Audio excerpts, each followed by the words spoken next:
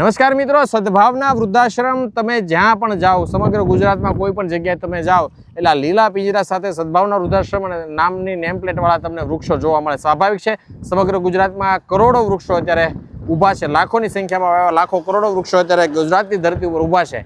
ત્યારે આવનારા સમયમાં ભારત દેશમાં પણ આવા 150 કરોડ વૃક્ષો વાવીને ઉછેરવાના સંકલ્પ સાથે સદભાવના વૃદ્ધાશ્રમ કામગીરી કરી રહી છે. તો એક એક વૃક્ષ ઉછરે એના માટે કટિબદ્ધતાથી અને ખૂબ જ સમય સૂચકતાથી આ વૃક્ષની માવજત કરતા હોય છે. ત્યારે અમારા ફેસબુકના ફોલોવર જયદીપ ડાભી એમની એક કોમેન્ટ હતી કે વાહ, ગુજરાતને હરિયાળું બનાવવામાં સદભાવના વૃદ્ધાશ્રમનો સિંહ ફાળો છે. બહુ સાચી વાત છે કે અત્યાર સુધીમાં લાખો કરોડો વૃક્ષો, 1.5 કરોડ જેટલા અંદાજે વૃક્ષો વાવીને મોટા કરી દીધા છે. જવાબદારી સાથે વાવેતર કર્યું છે. ત્યારે આવનારા સમયમાં આખો દેશ હરિયાળો બને. 150 કરોડ વૃક્ષો વાવ્યા છે અને વાવીને મોટું કરી દેવાની જવાબદારી સાથે આ તમે જોઈ રહ્યો છો વૃક્ષો લહેરાઈ રહ્યા છે.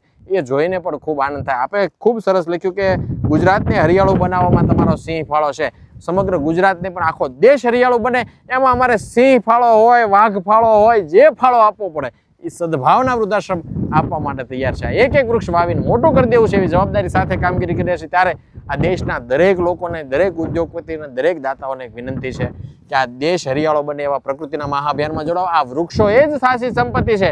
ત્યારે વધુમાં વધુ લોકો જોડાય અને આ વિડીયો દેશના દરેક લોકો સુધી પહોંચે અને દરેક વ્યક્તિ આ પ્રકૃતિના મહાઅભિયાનમાં જોડાય, એ જ અભ્યર્થના સાથે